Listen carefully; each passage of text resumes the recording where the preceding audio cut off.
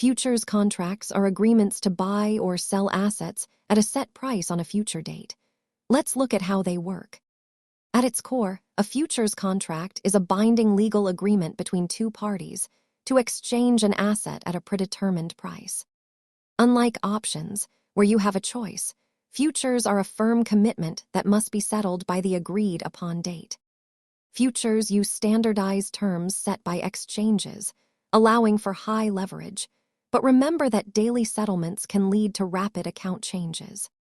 While stocks represent ownership in a company, futures are temporary contracts used primarily for hedging or speculating on price movements. Futures require significantly lower capital compared to stocks, which increases potential risk and necessitates careful account management. Always remember that these instruments were originally designed for farmers and producers to manage price risk, not for gambling.